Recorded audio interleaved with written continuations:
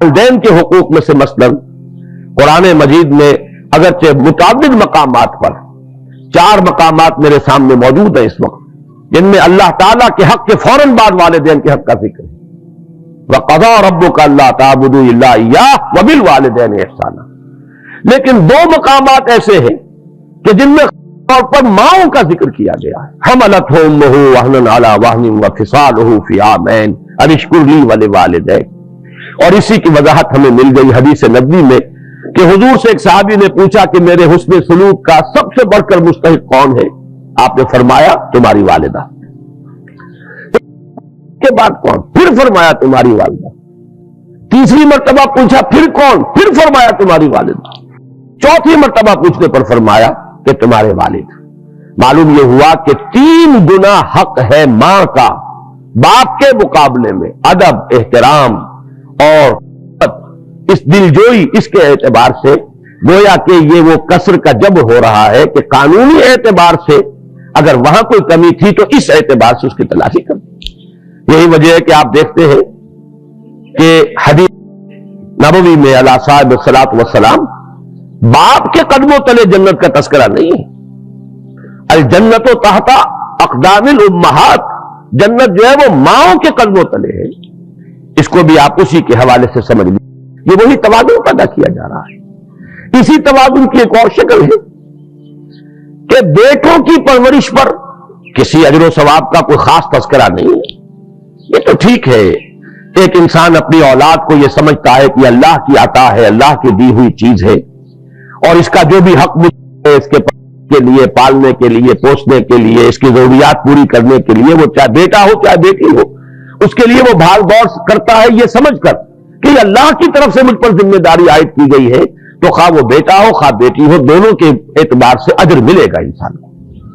ویسے یہ کہ طبعی محبت کے تحت تو جانور بھی اپنے اولاد کی پرورش کرتے ہیں اور خبرگیری کچھ کرتے ہیں. انسان میں وہ اللہ تعالیٰ نے بہت ہی زیادہ مادہ رکھ دیا ہے. لیکن یہ ہے کہ اس میں اگر انسان یہ سمجھ کر رہا ہو کہ یہ در حقیقت اللہ کی عائد شدہ فرض ہے مجھ پر جو میں ادا کر رہا ہوں، یہ اللہ کی امانت ہے میرے پاس. یہی وجہ ہے کہ جو اولاد بچپن میں فوت ہو جاتی ہے، اس کی دماد جو آپ پڑھتے ہیں دعائے جنازہ جو اس میں مانگتے ہیں، اس میں کیا ہے؟ اللہم اجعلہ لنا فرطا واجعلہ لنا اجرا وذخرا واجعلہ لنا شافعا مشفعا. پروردگار یہ بچہ تو نے مجھے دیا تھا، تیری امانت تھی، میں نے جو مشقت کی ہے پالا پوسا، ہم نے جو بھی اس پر مشقت جھیلی ہے، پروردگار تو اس کو ہمارے لیے آخرت میں ذخیرہ بنا دے، اجر کا ذریعہ بنا دے. معلوم یہ ہوا کہ چونکہ تیری شے سمجھ کر ہم نے یہ کام کیا. اگر کبھی محبت کے تحت ہو تو پھر تو اجر آپ اس کے پر کلیم کر ہی نہیں سکتے. تو اس اعتبار سے تو لڑکے اور لڑکی میں کوئی فرق نہیں ہے.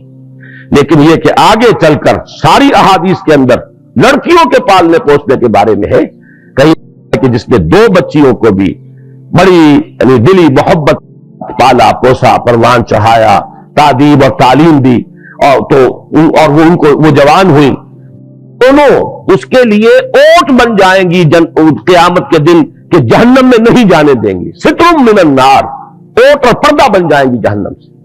اور بعض روایات میں تو ایک بچی کے بارے میں بھی یہ بات موجود ہے. تو معلوم یہ ہوا کہ ایک ہے قانونی نظام، ایک ہے یہ اخلاقی نظام. قانونی نظام میں وہ کیوں فرق رکھا گیا وہ بھی بڑی ہی سیدھی سی بات ہے، منطقی سی بات ہے. اگر آدمی ضد پر ڈٹائی پر نہ اتر آئے تو عقل سلیم اسے قبول کرے گی. اور وہ یہ ہے کہ کسی بھی ادارے کے 2 سربراہ بالکل مساوی اختیارات والے نہیں ہو سکتے. اگر ہوں گے تو وہ ادارہ جو ہے اس میں فساد پیدا ہو جائے گا، بد انتظامی ہوگی، ہنگامہ ہوگا، نظم قائم رہ نہیں سکتا کہ 2 سربراہ ہو گئے. تو اسی لیے آپ مینیجنگ ڈائریکٹر کسی لمیٹڈ کمپنی میں ایک ہی پائیں گے، ڈائریکٹر 50 بنا لیجیے آپ. اسی طریقے سے محکمے ہیں تو ان میں ڈائریکٹر اوپر ایک ہوگا، deputy director, assistant director, joint director, جتنے چاہے بنا لیں. لیکن یہ پر جا کر اگر ایک سربراہ، ایک کی مرضی، ایک کی ثوابدید، ایک کی جو بھی ترجیحات ہیں، اگر وہ بروئے کار نہیں آتی تو نتیجہ یہ نکلے گا کہ فساد نما ہو جائے گا، نظم قائم نہیں رہ سکتا. بلکہ اس دلیل کو اللہ تعالیٰ نے توحید کے لیے، اپنی توحید کے لیے اس دلیل کو استعمال فرمایا ہے کہ اگر اس کائنات میں ایک سے زیادہ خدا ہوتے لفسدتا، تو ان دونوں میں فساد پیدا ہو جاتا، ہنگامہ ہوتا، یہ نظم قائم ہی نہ رہتا۔ اس لیے کہ ایک کی مرضی کچھ اور ہے، دوسری کی مرضی کچھ اور ہے، ایک کی رائے کچھ اور ہے، دوسری کی رائے کچھ اور ہے۔ تو یہ نظم، یہ جو توازن، یہ جو آپ دیکھتے ہیں کہ بال برابر فرق واقع نہیں ہو رہا، جس کرے کے لیے جو بھی مدار طے کر دیا ہے وہ اسی کے اندر تیر رہا ہے، یہ کیسے ہوتا؟ اگر ایک سے زائد ارادے اور ایک سے زیادہ با اختیار شخصیتوں کا عمل دخل یہاں پر ہوتا، یہ توحید کی دلیل ہے۔ اسی کے اعتبار سے خاندانی نظام میں بہرحال بحیثیت انسان شرف میں، نیکی میں، خیر کے بنیادی کاموں میں کوئی فرق نہیں مرد اور عورت کے درمیان، لیکن جہاں تمدن کا نظام بنے گا وہاں یقیناً وہ برابر نہیں ہے۔ اس کی میں مثال ایک اور بھی دے دوں، اس سے بھی بات جو ہے بڑی آسانی سے سمجھ میں آ جاتی ہے کہ دیکھیے دونوں مرد، یہاں تو عورت اور مرد کا مسئلہ ہو رہا ہے، مرد ہیں دونوں، ایک افسر ہے ایک چپراسی ہے، مرد ہونے کے اعتبار سے دونوں برابر، انسان ہونے کے اعتبار سے دونوں برابر، ملک کے شہری ہونے کے اعتبار سے دونوں برابر،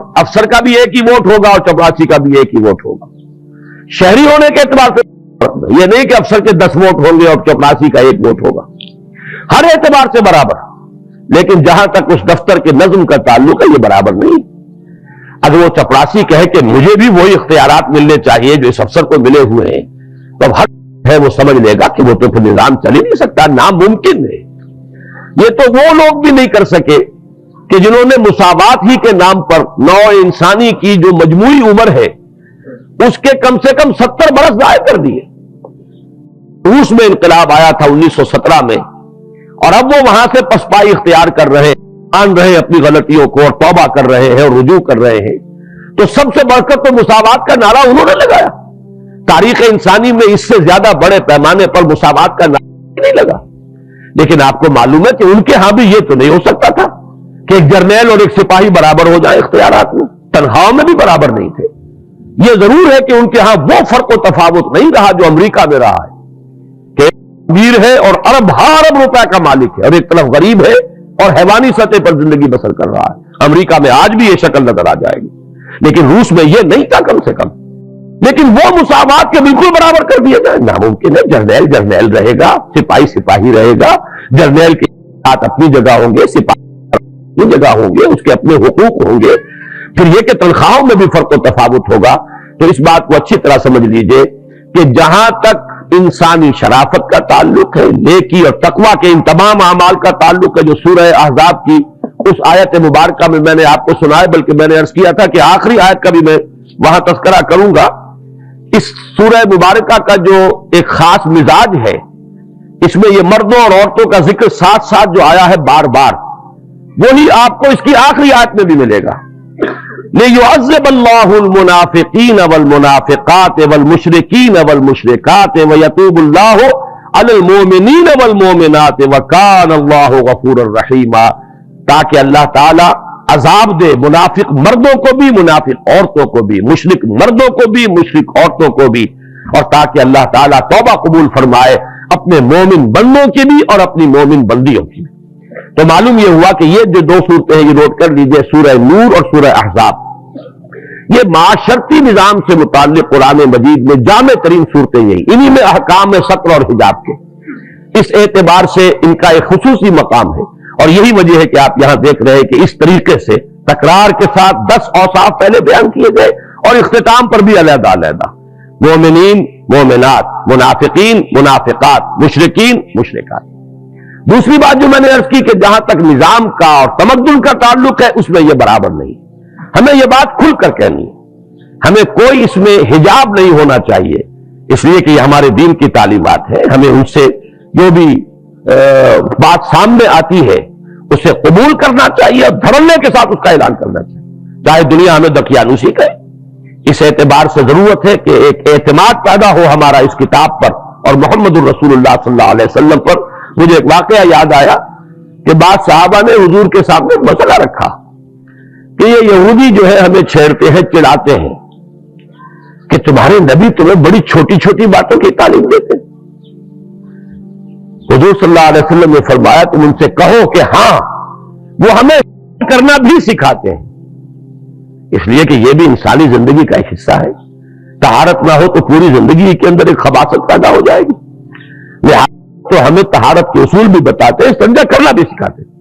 تو یہ اعتماد ہونا چاہیے کہ بجائے اس کے کہ لوگ جو ہے وہ آپ کے اوپر حاوی ہو جائیں کچھ نعرے لگا کر، آپ کو چاہیے کہ جو اپنی بات ہے، جو کتاب و سنت کی تعلیمات ہے، اس پر دھڑلے کے ساتھ، پورے اعتماد کے ساتھ قائم رہے اور پوری جرأت کے ساتھ اس کا اعلان کرے۔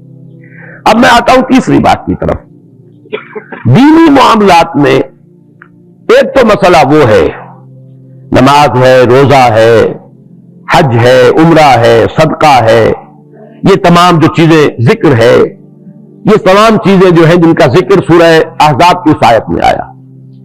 ایک اس سے اوپر کا مرحلہ ہے دین کی تبلیغ، دین کی دعوت، اور دعوت اور تبلیغ سے بھی اونچا ایک مرحلہ ہے دین کی اقامت، دین کو غالب کرنا، دین کو قائم کرنا، دین کے نظام کا بول بالا کرنا۔